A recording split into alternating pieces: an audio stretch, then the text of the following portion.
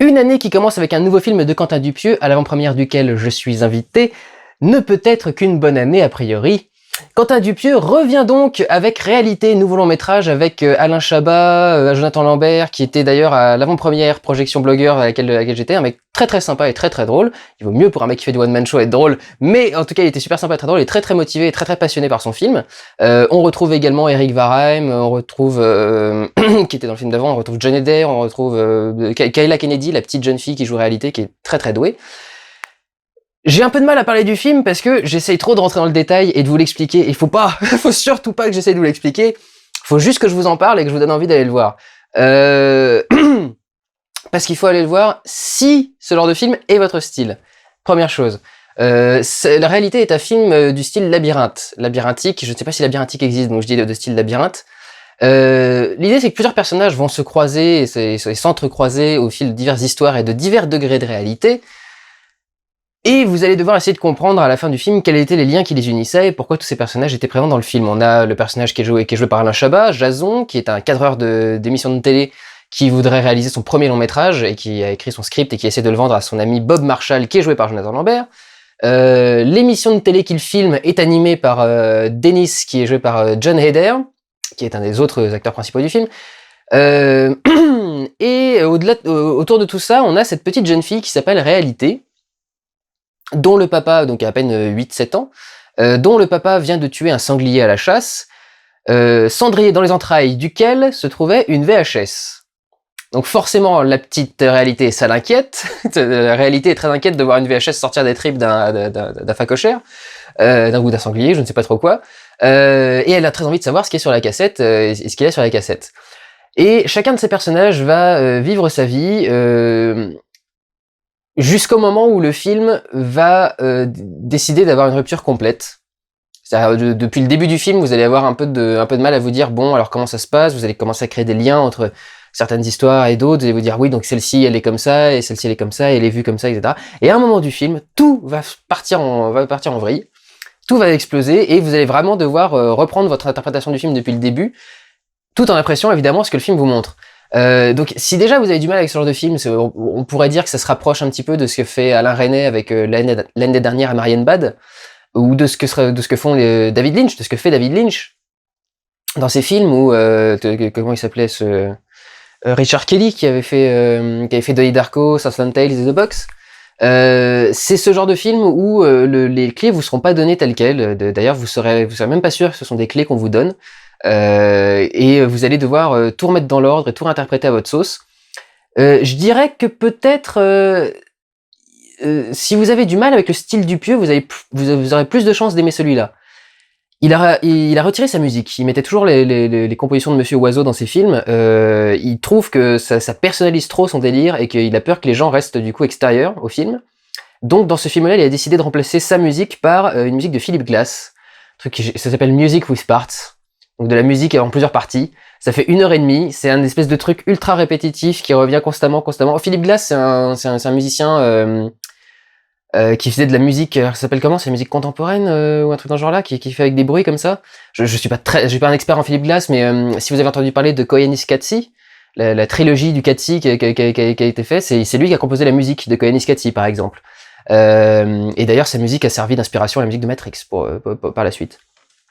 Donc là, il a décidé de reprendre cette musique de Philip Glass, qui fait 1h30, mais dont il a isolé uniquement 5 minutes, et qui remet en boucle dans le film. Donc sa musique à lui a disparu. Et également, j'ai envie de dire, son style d'image a disparu, parce que Dupieux, c'est quand même un mec qui, après Steak, et jusqu'à Réalité, n'a tourné ses films qu'avec des DSLR, avec des Canon 5D, des Canon 7D, des caméras, des prototypes de caméras numériques qu'il avait utilisés dans Wrong, qui sont même pas des caméras qui fonctionnaient pour de vrai, mais qui étaient des caméras qui devaient être, qui étaient développées pour des espèces de caméras cheap, des caméras qui peuvent prendre n'importe quelle lentille pro ou cinéma, mais qui coûte pas grand chose, et qui a juste un truc très très basique. Ça ressemblait à une tour d'ordinateur, cette caméra, celle qu'il y avait sur Wrong. Et sur celui-ci, il abandonne complètement tout ça, et il passe à la Sony F65. Parce que je suis le seul à savoir, parce que je suis le seul qui s'est fait chier à aller regarder le making-of du film de Réalité, et à remarquer quelle était la caméra utilisée, et donc à savoir ce que c'est. Donc la caméra Sony F65, on l'a utilisée pour tourner quelques scènes de Lucie dernièrement, C'est la caméra qui actuellement est en train de faire un gros buzz dans le milieu du cinéma parce qu'elle est monstrueuse, elle tourne jusqu'en 8K, elle a une définition qui est incroyable, elle a une précision, une résolution qui est absolument dingue. Ça veut pas dire que le film a été tourné en 8K, mais le capteur est suffisamment précis pour faire des images de 8K, donc ça veut dire que ça doit être très net. Et donc il y a une idée de revenir à un format plus traditionnel, parce que le but de ces caméras, c'est d'imiter la réaction de la pellicule, et d'avoir à peu près la même qualité. Le truc, c'est qu'en fait, en 8K, on est même largement au-delà de la pellicule, puisque la pellicule 35 mm argentique classique, ça va difficilement au-dessus du 4K. 8K, on est presque à de l'IMAX. C'est quand même une très grosse qualité de définition d'image. Je sais pas si c'est un choix de revenir vers quelque chose de plus mainstream, ou au contraire, être attiré par ce côté surréaliste et surdéfini de l'image. Parce qu'il y a vraiment un petit peu ce rendu-là, c'est une image qu'il faut retraiter. Évidemment, quand on tourne dans des résolutions pareilles, en 8K, en 6K, en 5K, c'est une image qui est retraitée à l'étalonnage pour être moins précise, parce que on arrive maintenant à des degrés de précision qui amènent effectivement un questionnement du réalisme de l'image.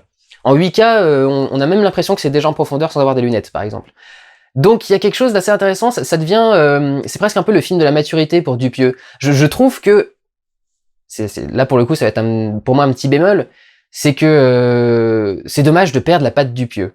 Moi j'aimais bien la patte Dupieux et c'est dommage d'essayer de l'atténuer et de faire ce film qui du coup est pas mal, marche très bien, mais c'est la première fois que je sors d'un film de Dupieux en disant j'ai déjà vu ça.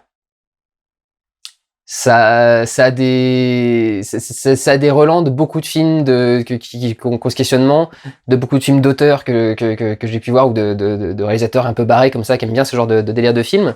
Disons que c'est beaucoup plus conventionnel. Les questionnements, les astuces de mise en scène qu'il va utiliser et les techniques qu'il va utiliser sont plus conventionnelles que d'habitude, et même si on a ce côté très délirant de Dupieux, il y a quelque chose qui est quand même assez différent de ces films d'avant. C'est aussi un film témoignage, je pense, parce que c'est peut-être aussi pour ça que ça fait un peu le film de la maturité, comme on dirait. On sent qu'il utilise beaucoup de ses expériences de cinéma et de cinéaste. Dans le film, toutes les scènes de discussion avec le producteur, c'est presque sûr qu'il y a au moins la moitié des phrases qui sont vraies et des choses qui sont vraiment passées dans la réalité. Donc le fait que l'un des personnages soit un metteur en scène et qu'il veuille faire un film, etc. Il y a quand même des projections intéressantes au niveau du cinéma et effectivement du réel. Rien qu'un personnage qui s'appelle Réalité, c'est quand même assez particulier. Donc il y a quand même voilà un petit côté un petit peu atténué. Après, il y a une image qui est au-delà de tout. C'est une image de Eric Varheim qui est sur une Jeep, sur une voie express de Los Angeles, habillé en femme, avec le foulard au vent et la musique de Philip Glass en boucle au-dessus.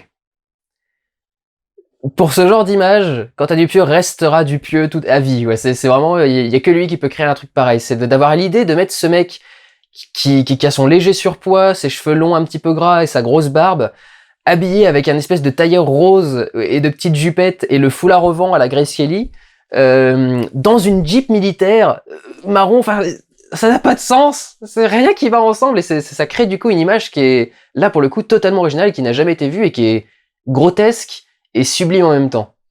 C'est vraiment intéressant, donc voilà. Je peux pas baragouiner pendant des heures là-dessus, il y a beaucoup de choses très intéressantes à voir, c'est aussi son retour à la direction d'acteur en français, première fois depuis qu'il est parti autour des États-Unis. Donc très intéressant, parce qu'en plus Chabat est assez ouf dans le rôle, Jonathan Lambert pareil est assez délirant, tous les personnages sont incroyables, et en particulier cette petite Kayla Kennedy qui joue très très bien.